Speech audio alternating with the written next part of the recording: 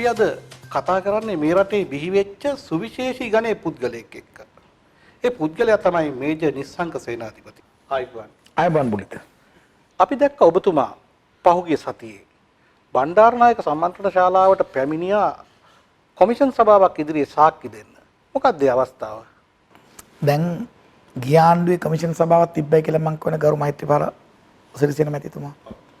ඒකේ අපේ සාක්ෂණ අපට උත්තර දෙන්න දුන්නේ නැහැ නේ. මොකද සත්‍ය එළියුදන සත්‍ය යටපත් කරා. දැන් මේ ආණ්ඩුවෙන් දැන් මම එතනට ගියේ සත්‍ය එළිදරව් කිරීම සඳහා. එතනදී මම ප්‍රකාශ කර සිටියා අපි ඇත්ත කිව්වත් ඒක පිළිගත්තේ නැහැ. ඒගොල්ලෝ මට කියා සිටියේ කෙසේ හෝ මේ ගෝඨාභය රාජපක්ෂ මහත්මයා අමාරුවේ දාන්න. ඒගොල්ලෝ මේ කිව්වා මෙන්න මෙහෙම කතා. රාජපක්ෂ පරම්පරාව අපේ හිටපු ගරු මහින්ද රාජපක්ෂ මැතිතුමාට නැති අවලාද ගෙඩුවා. ලැම්බෝගිනි තිබ්බා කිව්වා ඒ නාමල් රාජපක්ෂ රන්නේ මං හිතන්නේ කාර් එකක්වත් තිබුණේ නැහැ. තිබ්බ එකක් තුනක් තිබුණා මිලියන 10-15කට. ඊළඟ රත්තරන් හස්සෝ ගැන කිව්වා. බකින්ගම් මාලි ගැන කිව්වා. මේ මිනිස්සු රටේ ඇන්දීමේ කලාවේ පිකාසෝල තමයි මේ යහපාලනේ. ඇන්දුවානේ. ඒකෙන් තමයි ඇදගෙන ගිහිල්ලා ඇවන්ගාඩ් එකෙන් තමයි යන්තම් ඇදගෙන ආවේ. ඒක කියන්න එපා. මොකද ඒක නැත්තම් මුකුත් නෑ කියපු පට්ටබරු එකතු වුණානේ. මේ ආණ්ඩුවේවත් මට ඇත්ත කියපු එක ප්‍රකාශ කරයි කියලා මම කිව්වා. ඒකනේ අර දිල්රුක්ෂි ඩයස් මැතිතුමිය මගෙන් සමාවිල්ුවේ. හැබැයි එතුමිය ඇත්තම කිව්වොත් මම මුකුත් හැබැයි එතුමිය කරපු වැරදිත් තියෙනවා.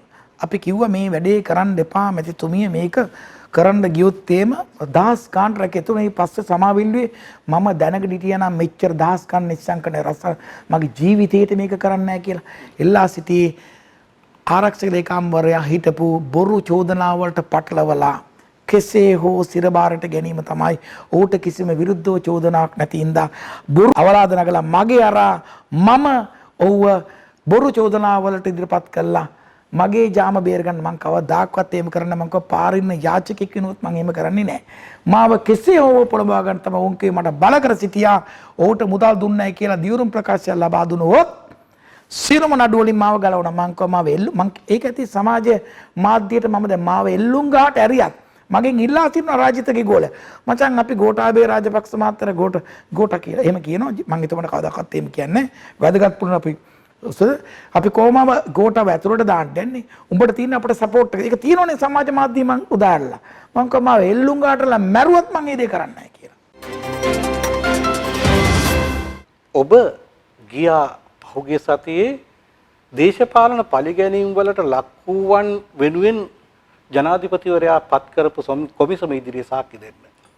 ඔබ මොනවද කිව්වේ ඒකට කියලා? මම මෙතනදී කිව්වා චම්පික පාට්ලි චම්පික රණවක නීතිපතිවරයාට බලපෑම් කිරීම සහ ගරු සොලිසිටර් ජෙනරාල් සුවද ගම්ලත් මැතිතුමාට තර්ජනය කිරීම සහ ණයට ගහලා පොල්ලවත් ගන්න කියපු කතාවත් ගෝඨාභය රාජපක්ෂ මහත්මයාත් නිශ්ශංක සේනාධිපති කෙසේවත් අගොඩ ගන්න එකත් අර ශානි අබේසේකර ෆයිල් එක ඉන්ක්වයරි කරන්න නැතුව සුවද ගම්ලත් මහත්මයාගේ මේ සුර දිනුට අත්තරංගුවට පිටත් ගියටිත් අපි අත්තරංගු ගන්න එතුමා එක නැවැත්තුවයි කිව්වා සහ රාජිත තර්ජනය කරපෙඩි සුවද ගම්ලත් මහත්මයාට කෙසේව අපි අත්තරංගුට ගන්න කියලා. එතකොට මේ ස්පීල් මාෂල් සරත් පොන්සේකා කිව්වා නීතිපතිවරයා මේකේ නඩුවක් නැහැ කියලා කිව්වා විවංජන විජේතිලක මැතිතුමා එතුමාවත් අරමුඩ ගන්න කියපු කාරණා මම ලිඛිතව ඉදිරිපත් කරා සෑම දෙයක්ම. ඒ විතරක් අල්ලසා දූෂණ කමිෂන් සභාවේ කරපු බලපෑමුත් මම ඉදිරිපත් කරා. ඊට පස්සේ මම එහෙම කමිෂන් සභාවට පවරා සිටියා යහපාලන රජයට 2015 ඔක්තෝබර් 20 වෙනි දින අවබෝධතා ගිවිසුමින් ගරු මහින්ද රාජපක්ෂ මැතිතුමාගේ කාලේ මේ පටන් ගත්ත ඇවන්ගාඩ් මැරිටයිම් එක හිටපු ආරක්ෂක ලේකම්වරයා අවුරුදු 2කට අත්සන් කරේ සියලුම ගිවිසුම් එතුමා ඔක්තෝබර් 20 තවත් අවුරුදු 5කට එලෙසේම නීති අනුකූලව කියලා අත්සන් කරපු මම ඒ ඩොකියුමන්ට් එක දුන්නාම ඒ කමිෂන් සභාවේ ගරු ඉන්ෂුරන්ස් අසා සිටියා එහෙනම් මොකද්ද මේ නඩුව කියලා. මං කිව්වා ගරු ස්වාමීනි මාත් පැමිණි මේ අවනඩුව කියන්නේ. එසේනම් මගේ ව්‍යාපාර නැවත වතාවක් ලබා දෙන්න ඕනේ. මා නීතියෙන් වරදක් කර තිබෙන. නීතියෙන් වරදක් කර නැතිඳ තමයි ගරු අධිකරණයට අපි ගරු කරනවා. ඒකින්ද තමයි මං අද මේ එළියේ ඉන්නේ. එතකොට මේ කෙසේෝ බොරු කීම කලාවක් සහ බොරුවෙන් ඇඳවීම කලාවක් කරගත්ත යහපාලනයේ නඩය කෙසේෝ මා හිරබාරට අරගෙන මාව නෙමෙයි ගොඩාබ රාජපක්ෂ මහත්තයරට ගන්න ගියේ ඔහුගේ දේශපාලන ගමන නැත්නම් ඒව ඔහු දේශපාලන කරන්න ඒ කාලේ හිතලා තිබුණේ නැහැ. ඔහුට බොරුවට පහර දුන්නා. මොකද මේ රාජිත සහ චම්පික දැනගෙන හිටියා කවදාද මේ රටේ ඔව් යම් කිසි වැදගත් ස්ථානකට පත් වෙයි කියලා. මොකද මේ රටේ මිනිස්සු උට බොහොම ගරුත්වයක් තිබුණා. හේතුව තමයි මේ බොරු කියලා අර කතා කරන ගොබෙල්ස් න්‍යාය කියාගෙන ගියාම පිළිගන්න එක මිනිස්සු එක්තරා ගන්න පිළිකනේ අනිත් පැත්තට හැරලා ඔක්කොම ඡන්දෙ දුන්නේ. ලක්ෂ 69.54න් ආන්න එක තමයි. ඒ තමයි අන්තිම අවස්ථාවේ මම අර දිල්රුක්ෂිගේ කතාවත් ඊට දැම්මේ. ඔබතුමා තවත් ප්‍රකාශයක් කළා තිබුණා. මේ පිරිසක් යම් කිසි පුද්ගලයන් කීප දෙනෙක්ගේ නම් කියලා මේගොල්ලෝ යහපාලන ආණ්ඩුවේ ඉඳිමින් ඔබට බලපෑම් කරලා ඔබගේ ව්‍යාපාරේ බිඳවට්ටලා ඔබගෙන් කප්පන් ඉල්ලුවා කියලා බරපතල චෝදනාවක්. මං කර දකුණේ ප්‍රබල ඇමතිවරයෙක් ඉන්නවා මං හිතන්නේ එතුමාගේ කටහඬින් ඉදිරිපත් කරන්න. අර ඔබතුමා අහලා තියෙනවද ගෝඩ්ෆාදර් කියලා ෆිල්ම් එකක් තියෙනවා අල්පචිනෝ කියලා අහලා තියෙනව නේද? එයාලා ටියුෂන් දීලා දෙන්නේ නැහැ දකුණේ ප්‍රධාන ඇමතිවරයා. UNP ගේ. එයා ඔය අල්පචිනෝ ඇත්තටම මම හිතන්නේ ඇඩ් කරන්න මේ ඉන්ස්ට්‍රක්ට් මේ මොනවද ටියුෂන් අරන් තින්නේ ඇමතිවරයාගෙන්. එතුමා කප්පන් ගත්තට මං කියන මිලියන 385ක්. හේතුව මං කිව්වා CID කේ ශානියා බේස් එක කරයි මේ කට්ටියත් එක්ක සම්බන්ධ කට්ටිය මේ අල්ලසා දූෂණ කමිෂන් එකේ තිරියගොල්ලන් සම්බන්ධ කට්ටිය. මගේ ගෙදරට එල්ල කාලා බීලා මගෙන් අහන නිශ්ශංක බෝධුනේ මං ඇත්ත කියනවා. ගිහලා අතර කියන අන්න මුම් මේක කිව්වා කොහමද මේක කරකොල ගන්නද ඔන්න මට කියනවා සිතාසිය.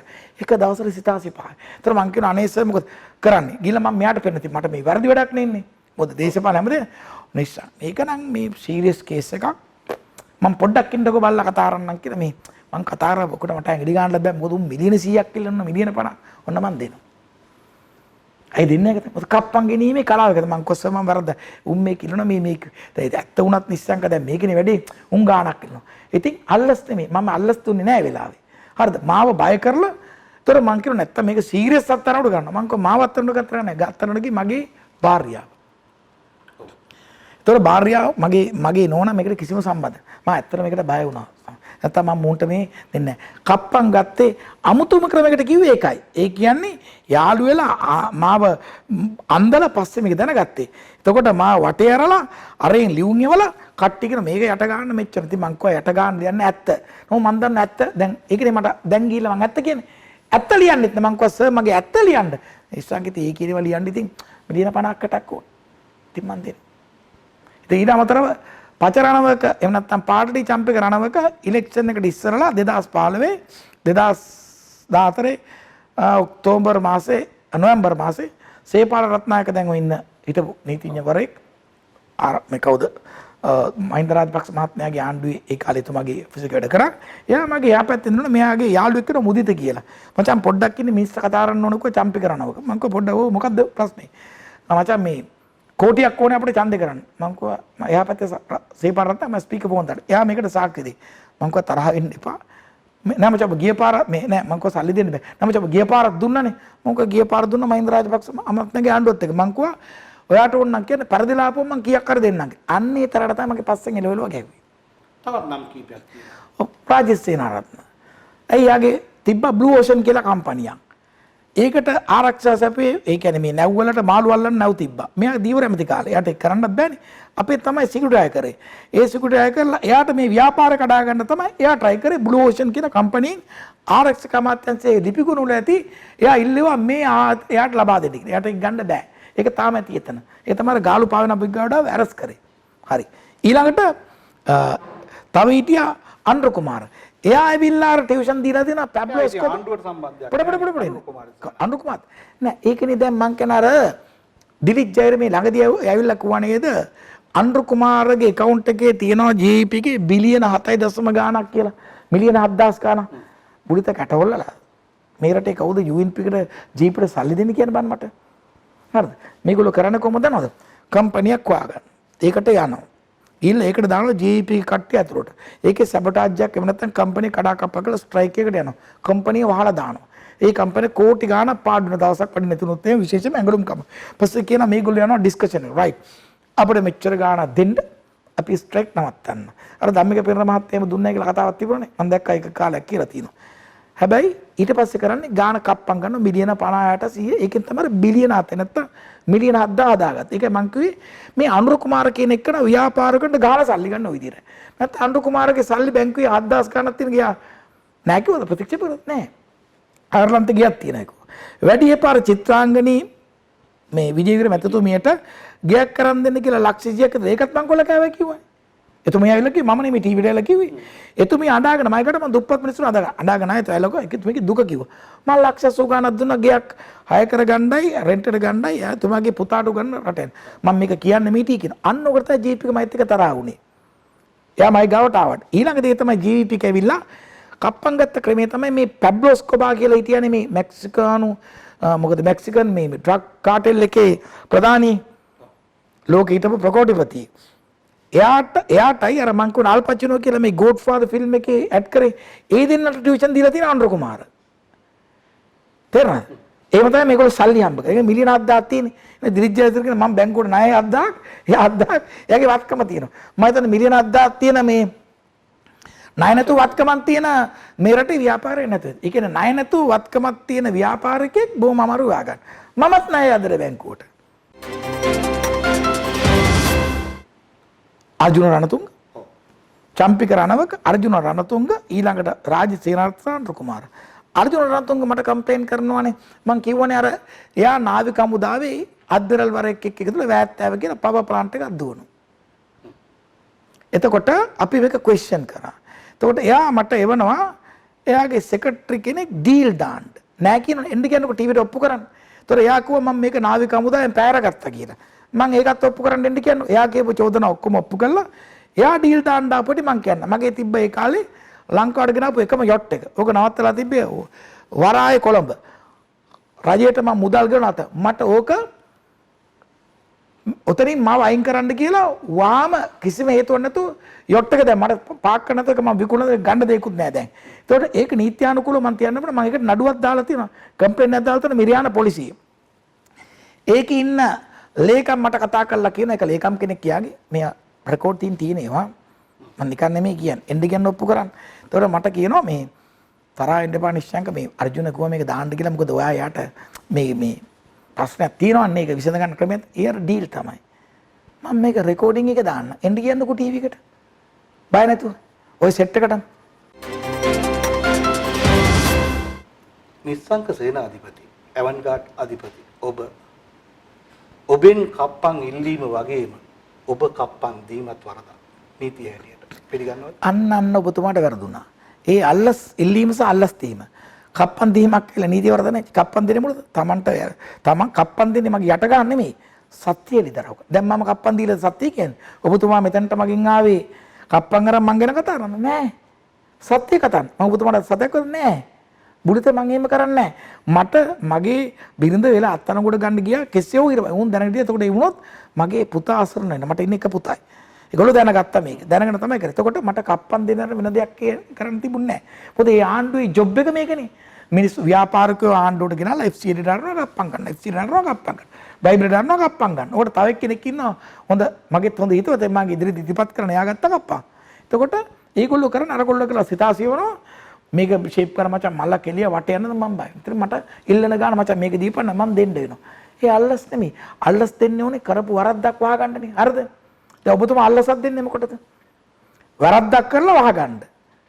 හරිනේ? දැන් මම මේ කියපු කතාවල මගේ ડોකියුමන්ට් තියෙදි මම වරද්දක් කරලා තියෙනවා. ඔබතුමාට තේරුණානේ. ඉතින් මම මොකටද ඒක වහන්න අල්ලස් දෙන්නේ? මේක කප්පන්. ඔය ඇත්ත කියන්න කප්පන් දෙන්න උනා. නිරපරාධ අත්තරන් උඩට මගේ දේපල රාජසන්ත කරන්න ගියා ඔක්කොම ටික. ඒක බේර ගන්න මට දෙන්න ඕන. නැත්නම් මගේ කැලිත් නෑ අද. අල්ලස් දෙන්නේ යම්කිසි වරදක් නීති විරෝධී වැඩක් කරලා රජයකට හරි මොකට හරි පාඩු කරලා ඒක වහගන්න දෙන්නේ. මට එහෙම දෙයක් නෑ නේ මම මේ ડોකියුමන්ට් ඉදිරිපත් කරනවා. මං කිව්වනේ ඔක්කොම ડોකියුමන්ට් ඉල්ලන්න මම ඉදිරිපත් කරන්න. ඉතින් මම මොකටද අල්ලස් දෙන්නේ නීති අනුකූල වැඩක් කරලා. අවශ්‍ය නැහැ. මට ඇත්ත ප්‍රකාශ කරන්න මම මේ මිනිස්සුෙන් කප්පම් ගත්තා. ඒ ඇත්තත් යට ගැහුවා. ඒක යට ගාලා තමයි ඇදගෙන ගිහලා මිලියන 680ක් කරන් තිබ්බේ. හැබැයි ඒකෙන් 150ක් විතර හම්බුණා. ඊටු ටිකක් වෙනවා මම දැන් ආරංචි අර එක මං කියපු දකුණු පළාතේ ඇමතිවරයෙක් ඒ මගෙන් ගත්ත කප්පම් මුදල් මං කව දුන්න නැත්නම් නමුත් එක්ක දානවා මං කටහඬත් එක්ක. ඒක මට ලබා දෙන්න. දැන් අර අල්පචිනෝගේ දැන් පැබ්ලෝ එස්කෝබාගේ පාර්ට් එක අමතක කරලා අල්පචිනෝගේ පාර්ට් එක ඇඩ් කරනවා කියලා මට සල්ලි දෙන්න ඕන කියලා කට්ටියගෙන් සල්ලි එකතු කරනවා කියලා. තේරුණා? ඒගොල්ලන්ගේ සිස්ටම් එක. එන්න කියන්නකෝ මම තව චන්දර ලං වෙලා එළියට දෙනකන් තාම දැම්මේ නැහැ එළියට. හොඳ දේවල් එළි වෙන ජාමෙට තාම දැම්මේ නැහැ එළියට. මම මේ ඔක්කොම හඬපටත් එක මම එක දෙයක් කියන්න ඕනේ. බුලිත මං කිසි කෙනෙක්ගේ හඬපට මං රෙකෝඩ් කරලා නැහැ. මම මේ රංජන රාමනායක නෙමෙයි. පැහැදිලිද? නමුත් මට තේරුණාම මම මේක ඇත්තටම CID එකට කිව්වා මගේ මේම කප්පන් එල්ලනවා. ඒතර මොකද CID එකේ නිලධාරන් කිව්වේ මේක වහාම රෙකෝඩ් කර ඉදිරියේදී ප්‍රයෝජනත් වේවි කිව්වා. ඒ නිලධාරී මාත්‍ර මට එහෙම කිව්වෙන්ද තමයි මම මේ රෙකෝඩ් කරේ. එතුමා මං CID කිව්වා මගේ මේම කප්පා. ඒකෙත් CID එකෙත් බොහොම වැදගත් මහත්වරු හිටියා. නිශ්චංක රෙකෝඩ් කරන්න හැබැයි අපි කිව්වයි කියලා කියන්නේ පොඩි ඉස්සරහට උදව් වෙනවා. මොකද ඔයාලට අපිට තේරෙනවා මේ බොරුවක් කළා ඉරේ දාන්න යන්නේ. ඕවා ඉදිරියේදී නඩුව. ඒකින්ද තමයි මම රෙකෝඩ් කරේ. ඒ ওই කට්ටියට මම වෙන කිසිම කෙනෙක්ගේ කිසිම කතාවක් පටිගත කරන්නේ නැහැ. මට අදත් බොහොම වැදගත් පුද්ගලින් කතා කරනවා. මගේ ජීවිතේ අනුන්ගේ රෙකෝඩින් මම ගාව තියාගෙන නැහැ. මම ඒක කරන කෙනෙක් නෙමෙයි. හැබැයි මම මේගොල්ලෝ මේ හතර පහ දෙනා ගැන කිව්වාම උදාහරණයක් ඔය මම කියපු දේශපාලනේ දකුණේ මගේ මේ ගාල්ලේ නැවතින අවස්ථාවේදී 2012 දී ඒකේ අවි ආයුධ දෙකක් නැතුව නැවට නැග්ගා විදේශිකයෝ දෙන්නේ. ඒක නීතියෙන් තහනම්. අපි මේක ගැන රිපෝට් කරා ගාල්ලේ වරාය පොලිසියට. මේ වරාය පොලිසියට මේ කටයුත්ත මේවල CID ගේ මේගොල්ලෝ අරස් කරලා හිරෙත් ඇරියා. කළ දවස් ගණන් එළියට දැම්මා. එතකොට මේ ගාල්ලේ හිටියා SAD ගුණවර්ධන කියලා නියෝජ්‍ය පොලිස්පති කෙනෙක් DIG කෙනෙක්. මෙයා වැඩ කරේ රාජිතගේ කතා. රාජිත මෙයාට අපොයින්ට්මන්ට් එකකුත් දුන්නා. මේ ඔක්කොම අපි ඉන්නට ඇදලා ගන්නවා. මෙයාට විරුද්ධව මම IGP එහෙම නැත්නම් පොලිස්පතිතුමාට දැන් රිපෝට් කරලා තියෙනවා. මෙයා කරපු වැඩේ මේක අපේ නැව මේ තිබ්බ ගාලු මූදර නැව අත්තරංගොඩ ගන්න ගියා. ගියාම කවුද නැවී හිටියේ? නේවිකේ 50 දෙනෙක් හිටියා. තුස්තිම් බූතු වුණා. දැන් මේ නීතිවරෝධී අවනවලන නේවික ගාඩ් එකේ. එහෙමම CID එකෙන් මේකට ඒගොල්ලෝ ඩියුටියක් දැම්මා. ඒක ලැජ්ජාවට. තාලා ඊට පස්සේ ඩී රිපෝට් එකක් ගැවුවා. මොකක්ද නේද? ඒක තමයි අදටත් තියෙන්නේ. ගාලු වරායේ නවතාදී අද්භූත නැව. මේ අද්භූත නැවයි ගාලු වරාය පොලිසිය අතර දුර කීයද දන්නවද? මීටර 25. ඊට අපෙන් දාලා කාලත් යනවා ඇවිල්ලා. එතකොට මම මේක අර ගාල්ලේ දේශපාලනයට කිව්වා සර් මම මේම දාලා තියෙනවා කම්ප්ලේන්ට් එක මගේ අතේ ක්විතාන්සිය නැහැ හොයාගන්න මේ දාපු ටේට් එක. ඇයි මේ මිනිස්සු මෙහෙම කරේ මම ඉදිරිපත් කරොත් එහෙම මේ මිනිස්සු යන එන මම නැතිනම් මම වෙලාවට දෙන්න ඉන්නේ. ඒතර මේ බොරුවක් කරයි කියලා ඔප්පු වෙනවා.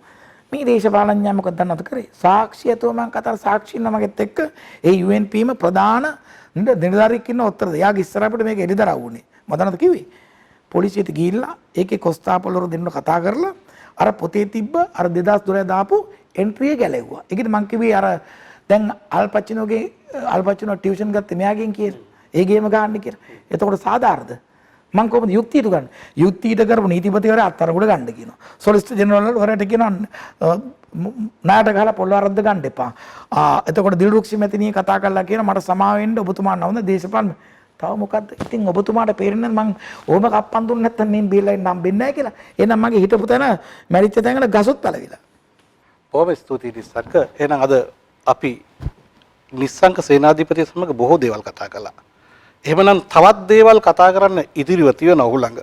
තවත් දවසක අපි මේ වගේ හම්බ වෙමු. බොහොම ස්තුතියි ආයිබෝන්. ආයිබෝන් නිස්සංක. ආයිබෝන්.